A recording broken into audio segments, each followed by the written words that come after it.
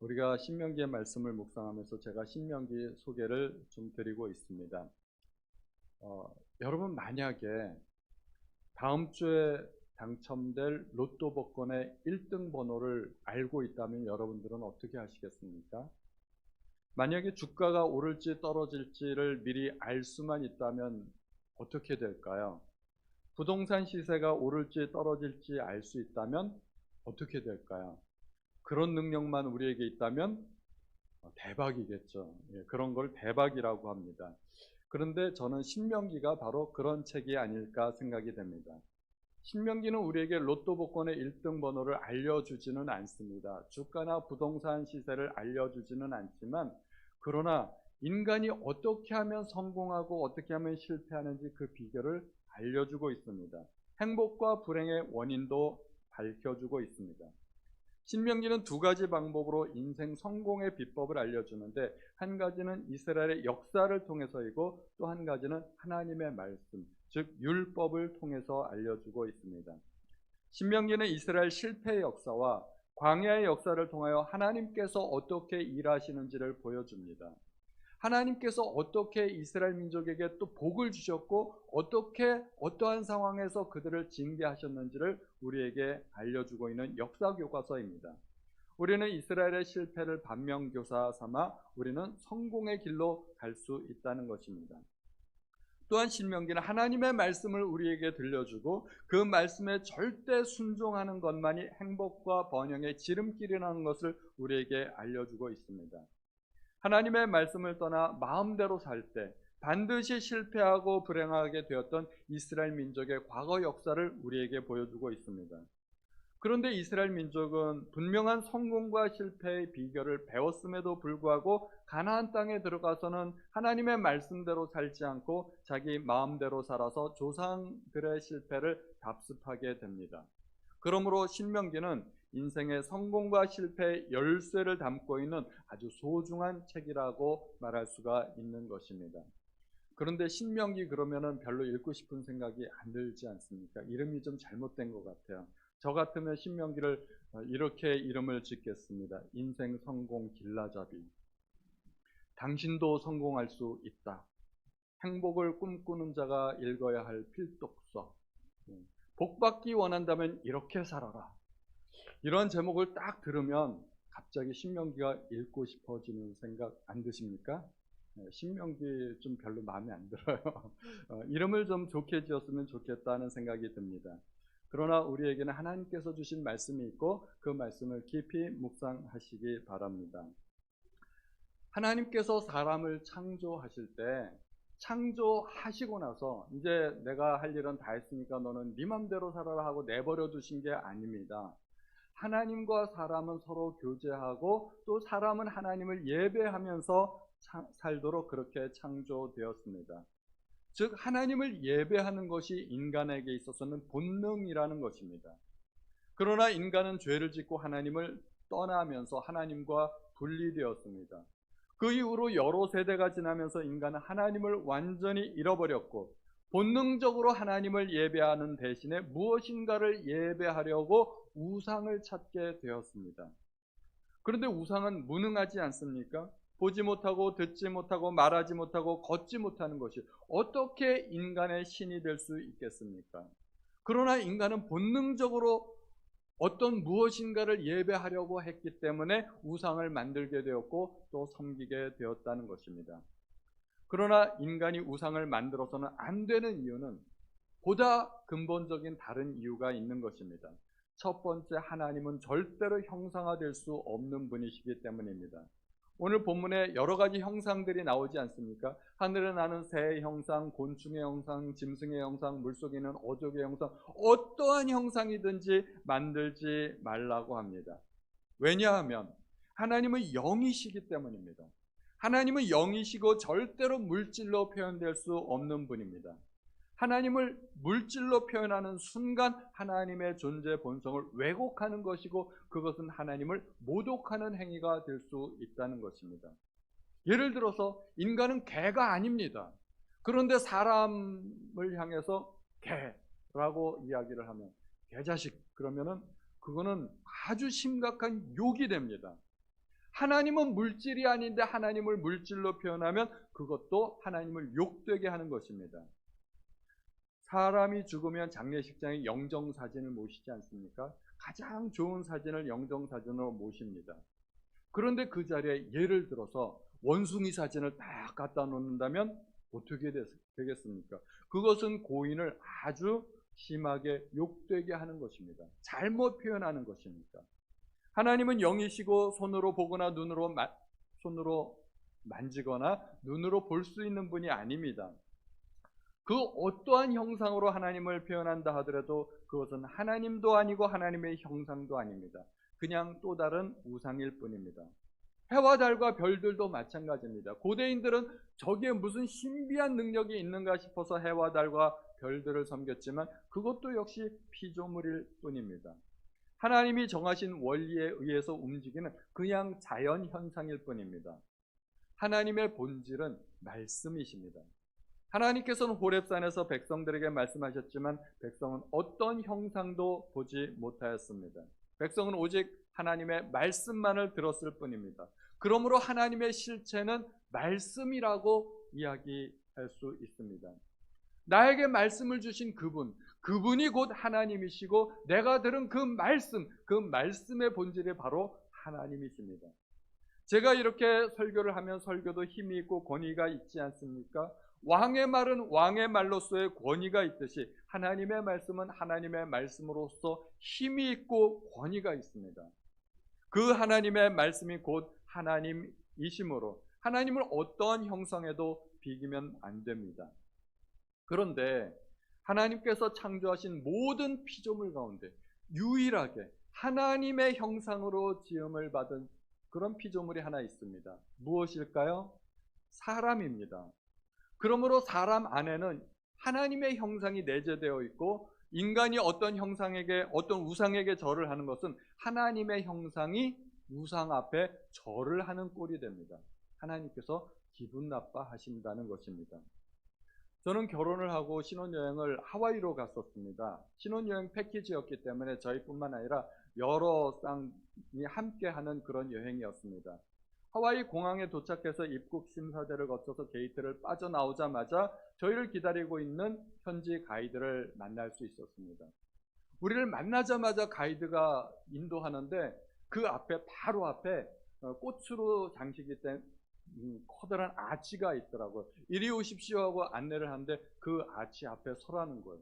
그래서 영문도 모르고 그 아치 가운데 이렇게 부부가 섰더니 하와이 원주민 아가씨들이 와가지고 저희 목에 큰 화환을 걸어주는 거예요. 꽃을 걸어주고 이게 뭔가 싶은데 바로 앞에 자 웃으세요 하더니 앞에서 사진을 쫙 찍는 거예요.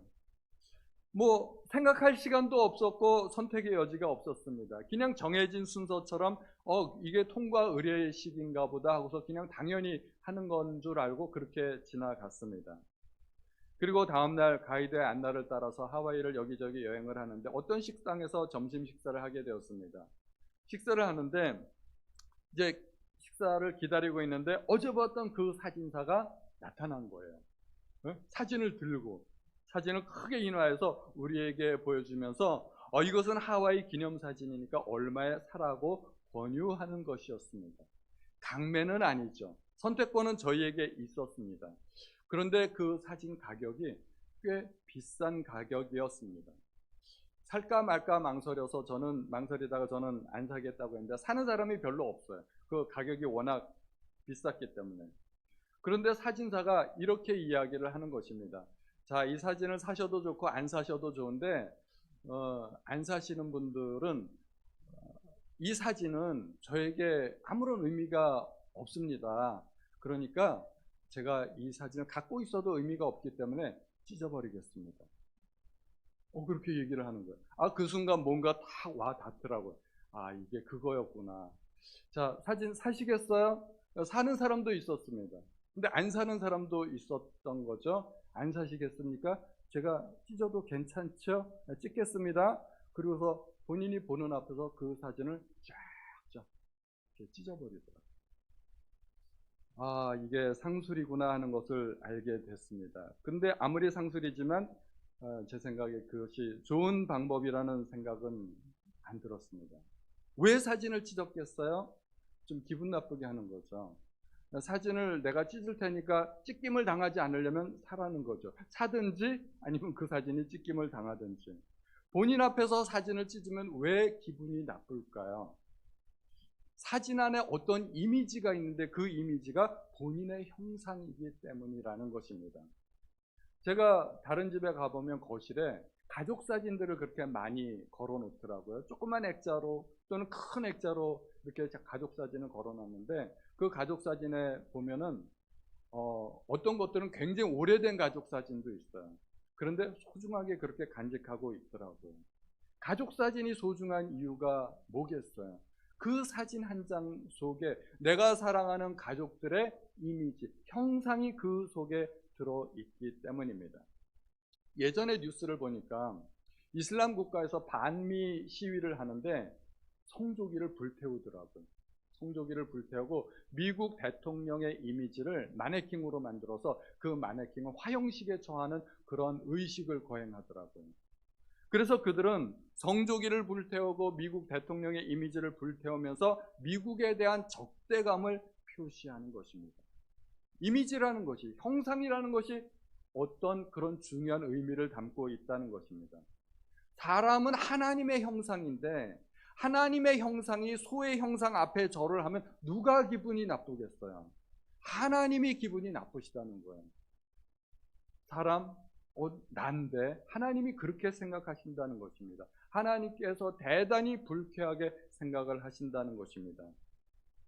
더 나쁜 이유가 있죠.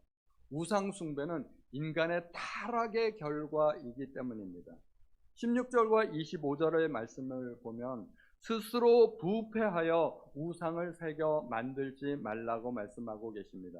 우상 숭배는 인간의 타락과 관련이 된다는 말입니다. 타락하면 우상 숭배하게 돼 있고 우상 숭배하면 타락하게 된다는 것입니다. 그래서 이스라엘의 역사를 보면 이스라엘은 항상 타락했을 때 그들은 우상을 섬겼습니다. 바알도 섬기고 아세라도 섬기고 태양신도 섬기고.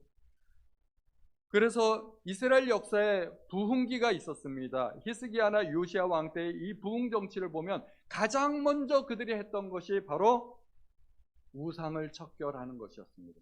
우상의 제단을 허물고 우상을 허물고 그리고 그 나라는 그때 부흥기를 이루었던 것입니다. 지금도 세계사를 보면 미개발 국가일수록 우상이 많고 미신이 많습니다. 동물 숭배나 정령 숭배하는 나라를 치고 선진국이 있던가요? 그런 나라들 치고 세계 역사를 보면 가장 저개발 국가들이 많습니다. 우리나라는 언제 경제 부흥이 이루어졌을까요? 박정희 대통령이 그리스도인은 아니지만 경제 부흥 운동을 일으켰습니다. 그 중에 중요한 것이 미신타파라고 해가지고 가정 의례 준칙을 제정하고 제사를 줄이고 무당들을 척결하는 그런 운동을 했을 때 경제 부흥이 우리나라에 일어났던 것입니다.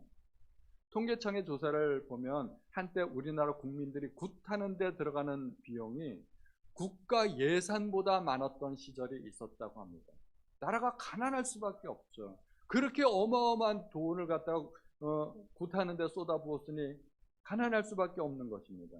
인간의 타락은 미신, 우상 이런 것들과 직결될 수밖에 없는 이유는 그것이 바로 마귀의 종로로 타는 것이기 때문에 그렇습니다.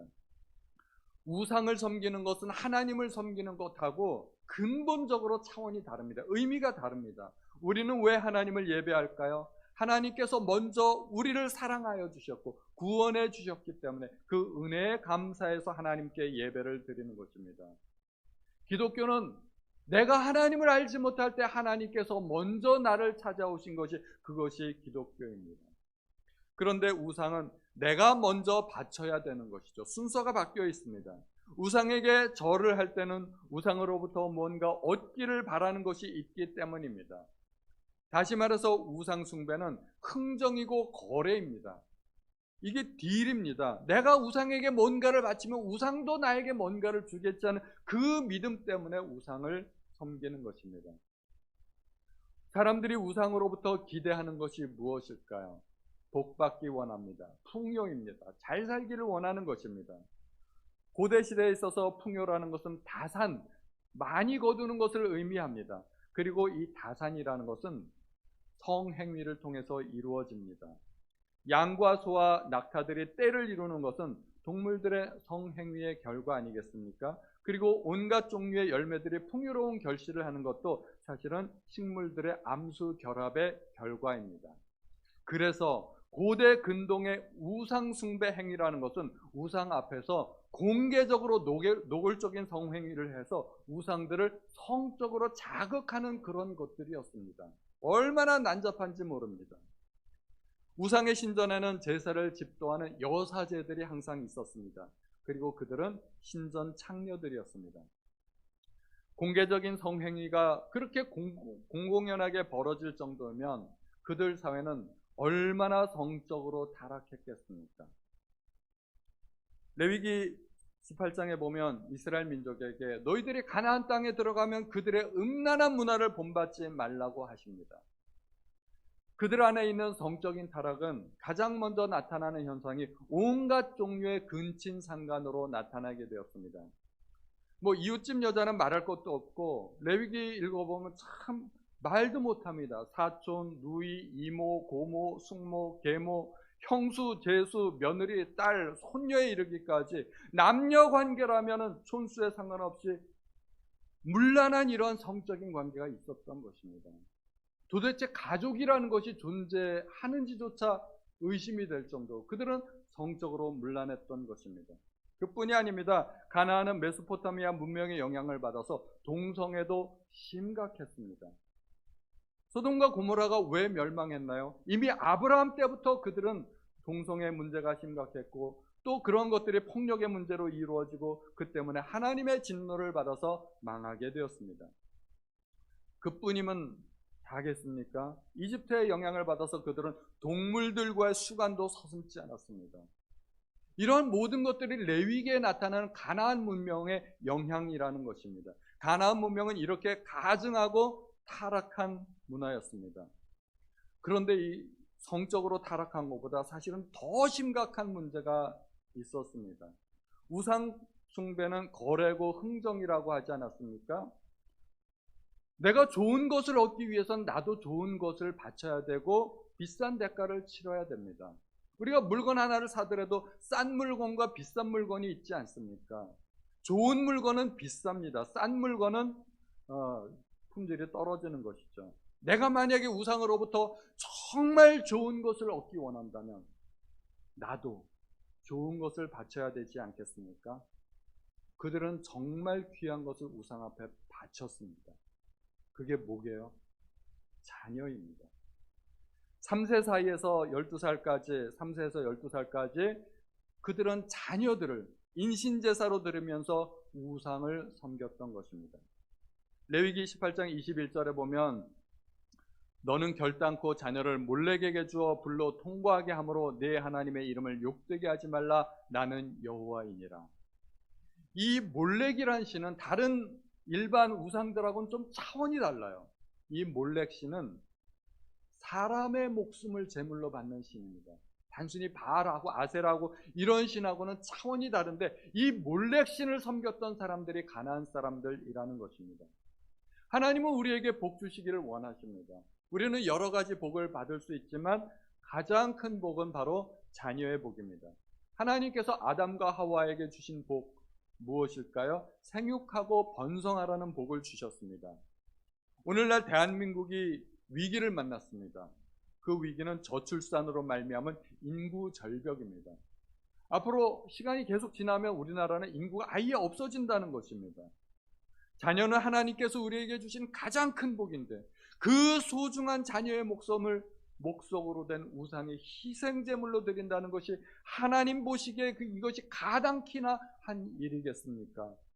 그것은 유일한 하나님의 형상인 인간을 사탄에게 제물로 바치는 것입니다. 하나님께서 도저히 용납하실 수 없는 것입니다. 그래서 하나님은 그러한 가나안 족속을 진멸하실 수밖에 없었다는 것입니다. 우상 숭배는 이렇게 가증하고 더럽고 죄 중에 가장 못된 죄가 이 우상 숭배라는 것입니다. 우리가 우상 숭배를 해서는 안 되는 이유는 우상은 인간을 노예로 만들기 때문입니다. 우상은 인간이 만들었습니다. 그런데 희한하게도 인간은 그 우상의 노예가 됩니다. 스스로 상전을 만들고 스스로 종이 되는 것은 인간밖에는 없습니다. 인간이 지혜로운 것 같아도 얼마나 어리석은지 모릅니다. 사람은 온갖 종류의 도구를 만들어서 사용합니다. 참 사람이 만든 것들 중에는 정말 놀라운 그런 것들이 많습니다. 오늘날 과학기술과 첨단 의학기술과 이런 것들을 이용해서 얼마나 놀라운 것들을 많이 만들었습니까? 그리고 또 짐승들도 잘 길들입니다. 그런데 꼼짝도 못하는 목석 앞에서는 인간은 종이 되었다는 이야기입니다. 우상을 만들 때는 부리기 위해서 만드는 것이 아닙니다. 우상은 경배하고 섬기기 위해서 만드는 것입니다. 얼마나 어리석습니까?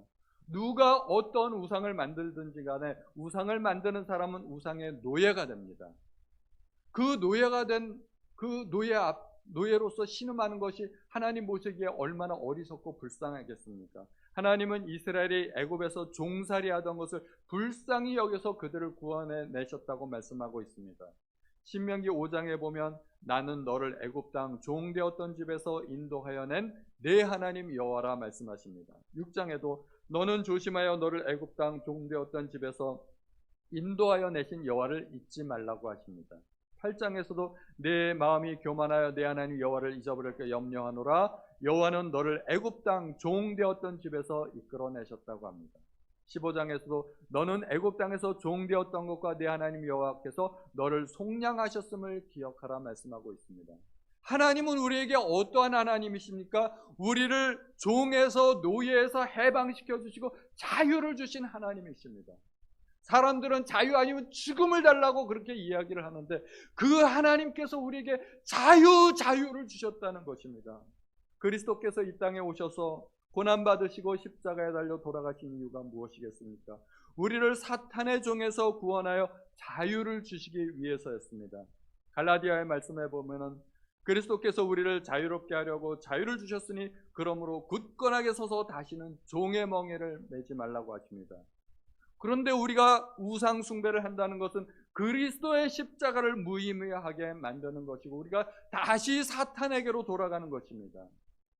그리스도께서 우리를 자유롭게 하시려고 십자가에서 돌아가셨는데 우리가 또다시 사탄에게로 돌아갈 수 있겠습니까? 그런 일은 있어서는 안 되는 것입니다. 그런데 우리는 하나님의 자녀가 되지 않았습니까? 우리는 주일마다 하나님을 예배하기 때문에 우리는 우상을 절대로 섬기지 않는다고 생각합니다. 우상 숭배는 옛날에나 있었던 일이지 오늘날에는 그러지 않는다고 생각합니다. 물론 우리는 돌이나 나무를 섬기지는 않습니다. 그러면 정말 우리는 우상에게서 정말 자유로울까요? 10계명 중에 1, 2계명은 우리랑 상관없는 계명이라고 말할 수 있을까요? 10계명 중에 1계명은 나 외에는 다른 신들을 내게 두지 말라 하는 것입니다. 이 말을 히브리어 문자적으로 보면 너와 나 사이에 어떤 장애물도 두지 말라는 것입니다. 하나님과 다른 것을 선택할 수 있는 그 선택의 여지를 남겨두지 말라는 것입니다. 하나님과 경쟁이 될 수 있는 그 어떤 것도 우상이 될 수 있다는 것입니다. 하나님과 경쟁할 만한 다른 것이 있다면 그것이 무엇일까요? 무엇이 가능성이 있을까요? 마태복음 6장의 말씀을 보면 우리 다 같이 한번 읽어보겠습니다. 시작. 한 사람이 두 주인을 섬기지 못할 것이니 혹 이를 미워하며 저를 사랑하거나 혹 이를 중히 여기며 저를 경히 여김이라. 너희가 하나님을 주를 겸하여 섬기지 못하느니라. 아멘. 사람이 두 주인을 섬길 수 있는데 하나님을 섬기든지 심지어 재물도 섬길 수 있다는 것입니다. 재물 앞에 놓고 절하는 사람은 없지만 누구나 재물을 섬길 수 있는 가능성이 있다는 것입니다. 또 하나님은 자기를 위하여 우상을 만들지 말라고 합니다. 우상 만들지 말라고 할 때 항상 그 앞에 붙어 다니는 수식어가 자기를 위하여. 그 말은 나를 위하여 사는 모든 삶의 행위가 우상 숭배 행위라는 것입니다. 또 성경은 탐심이 우상 숭배라고도 말을 합니다. 그러면 성경에 재물을 섬기는 사람, 자기만을 위해서 삶을 살았고 탐심에 가득했던 사람은 누구일까요? 여기에 딱 해당되는 사람이 어리석은 부자입니다. 그는 재물이 인생의 유일한 목적이었습니다. 그리고 자기만을 위한 삶을 살았습니다. 이미 부자였는데 더 부자가 되려고 탐심이 가득했던 사람입니다. 그는 인간적으로 보면 성공한 사람이고 존경받아야 마땅한 사람이고 또 본받을 만한 사람입니다. 많은 사람이 그러한 부자를 부러워합니다. 그러한 부자처럼 살려고 노력합니다. 그러나 신앙의 눈으로 보면 어떻게 되겠습니까? 그 부자야말로 우상 숭배자였던 것입니다. 우리가 하나님을 올바로 예배하고 섬기지 않는다면 우리는 본능에 이끌려서 나도 모르는 사이에 무엇인가를 예배하게 되고 섬기게 되고, 잘못하면 우리도 재물을 섬기는 사람이 될 수 있다는 것입니다. 제가 오늘 본문의 말씀을 묵상하다가 나도 과거에는 우상 숭배자였구나, 나도 재물을 섬겼구나 하는 생각을 하게 되었고, 얼마나 반성을 또 많이 했는지 모릅니다. 지금도 내가 재물을 섬기는 그 유혹에서 자유롭지 못하다는 것입니다. 현대인의 우상이 있다면 뭘까요? 재물입니다. 돈은 풍요로움이고 안락함이고 안전함이고 지위이고 능력입니다. 돈만 있으면 뭐든지 다 할 수 있다고 사람들은 생각합니다. 하나님 대신 하는 것이 있다면 그것이 바로 돈입니다. 돈만 있으면 다 된다고 생각하는 것이 오늘날 사람들의 사고방식입니다. 그래서 현대인들은 돈 하지만 결국 어떻게 됐나요? 돈의 노예가 되어버리고 말았습니다. 돈 없이는 살 수 없는 세상이 되어버리고 말았습니다. 돈 때문에 얼마나 많은 고통을 받고 있나요? 우리도 과거에 돈 때문에 고통받았고 또 지금도 돈 때문에 고통받고 있는 삶을 살고 있지 않습니까? 천국에 가면 저는 돈은 없을 거라고 생각해요. 왜냐하면 천국에도 우상이 있으면 안 됐잖아요. 천국에는 돈이 없는 세상이 될 것입니다. 우리가 십자가의 보혈로 구원받고 하나님의 자녀가 되었지만 세상 사람들과 똑같이 성공과 행복을 인생의 목표로 삼고 돈하면서 살아간다면 우리도 역시 우상 숭배자가 될 수 있다는 것입니다. 또한 우상이란 것은 우선순위의 문제가 될 수 있습니다. 하나님보다 우선순위에서 앞서는 것들이 있다면, 그리고 하나님보다 내가 더 사랑하는 것이 있다면 그것들이 우상입니다. 그래서 재물뿐만 아니라 오늘날은 자녀도 우상이 될 수 있습니다. 기도는 내가 할 테니까, 예배는 내가 드릴 테니까 너는 공부만 해, 너는 하나님 몰라도 돼. 이런 부모가 우리 가운데는 없겠지만 있다면 그게 자녀를 섬기는 겁니다. 각종 레저를 즐기기 위해서 주의를 지키지 못한다면 레저도 우상이 될 수 있습니다. 그리고 일과 성공이 인생의 목적이 되어버린다면 그것도 우상이 될 수 있습니다. 어떤 목사님은 목회도 우상이 될 수 있다고 말을 하더라고요. 목회에 성공해서 나를 드러내고 성공한 목사로 인정받고 싶다면 목회가 우상이 될 수 있다는 것입니다. 내가 하나님 대신에 만족할 수 있는 것, 내가 하나님 대신에 기뻐할 수 있는 그 어떤 것도 우리에게는 우상이 될 수 있다는 것입니다. 하나님을 섬기는 사람은 새 생명을 얻은 사람입니다. 그렇다면 인생의 목적이 달라져야 됩니다. 전에는 자기를 위한 삶을 살았지만 새 생명을 얻은 우리는 하나님의 영광을 위하여 사는 사람이 되어야 됩니다. 고린도전서 10장 31절 다 같이 읽어보겠습니다. 시작. 그런즉 너희가 먹든지 마시든지 무엇을 하든지 다 하나님의 영광을 위하여 하라. 아멘. 우리가 올바른 예배의 대상을 찾게 되면 그때 비로소 우리는 우상 숭배를 하지 않게 된다는 것입니다. 하나님을 예배함으로써 진정한 자유를 누릴 수 있게 된다는 것입니다. 진리가 너희를 자유롭게 하리니, 진리를 알아라 하고 주님께서 말씀하시지 않습니까? 하나님께서는 아브라함에게 세 가지 약속을 주셨습니다. 땅을 얻을 것이라, 자손을 얻을 것이라, 또 너는 복이 될 것이라 말씀해 주셨습니다. 하나님은 아브라함의 자손 이스라엘에게 왜 가나안 땅을 주셨을까요? 첫 번째로는 이스라엘을 통하여서 온 세상이 복을 받게 하기 위함입니다. 아브라함을 통하여 하나님의 법대로 통치를 받는 하나님의 나라를 이 땅 가운데 하나님은 세우기를 원하셨습니다. 그리고 그 후손 가운데 메시아를 보내시고 세계 열방의 그 메시아를 통하여 하나님께 돌아오는 구원의 역사를 이루시기 원하셨습니다. 그러나 이스라엘이 가나안을 정복한 것은 단지 그들에게 복을 주시기만 위한 것은 아닙니다. 신명기 9장 5절의 말씀에 보면 네가 가서 그 땅을 얻으면 너의 의로움을 인한 것도 아니고 내 마음이 정직함을 인함도 아니요 이 민족들의 악함을 인하여 내 하나님 여호와께서 그들을 내 앞에서 쫓아내심이라. 하나님께서는 아브라함에게 자손과 땅을 주시겠다고 약속하셨지만 아브라함 때에는 그 약속이 이루어지지 않았습니다. 700년 정도 기다린 후에 그 약속이 이루어졌습니다. 왜 아브라함 때는 그 약속이 이루어지지 않았을까요? 가나안 족속의 죄악이 아직 가득 차지 않았기 때문이라고 말씀하고 있습니다. 물이 끓으려면 100도가 되어야 끓습니다. 폭탄에 도화선이 다 타고 나면 결국 폭탄이 터지게 되지 않습니까? 마찬가지로 때가 되니까 가나안 족속에 죄가 가득 차게 됐고 하나님은 그들을 진멸하셨습니다. 하나님께서 이스라엘에게 가나안 땅을 주신 것은 하나님께서 아브라함의 후손에게 복을 주시는 의미도 있지만 이스라엘은 악을 징벌하는 하나님의 군대였던 것입니다. 하나님께서 이스라엘을 가나안 땅으로 들이신 것은 가나안 땅에 가득한 죄악을 몰아내시고자 하심입니다. 그래서 성경에 보면 이스라엘 민족이 가나안 땅에 들어가면 해야 할 의무가 있죠. 오직 너희가 그들에게 행할 것은 이러하니 그들의 제단을 헐며 주상을 깨뜨리며 아세라 목상을 찍으며 조각한 우상들을 불사를 것입니다. 그들이 가나안 땅에 들어가면 이젠 잘 먹고 잘 살아라 이게 아니고요. 사명이 있다는 것입니다. 그런데 이스라엘 민족이 만약에 가나안 땅에 들어가서 사명을 잊어버리고 그들을 본받아서 그들과 똑같은 삶을 살면 어떻게 되겠습니까? 그들도 똑같이 그 땅에서 쫓겨나게 된다는 것입니다. 레위기 18장 28절 요거 다 같이 한번 읽어보죠. 시작. 너희도 더럽히면 그 땅이 너희 있기 전 거민을 토함같이 너희를 토할까 하노라. 결국 이스라엘은 어떻게 됐습니까? 가나안 족속과 똑같이 우상 숭배에 물들었고 그 땅에서 쫓겨나게 되었다는 것입니다. 하나님은 당신의 백성들에게 복을 주시기 원하십니다.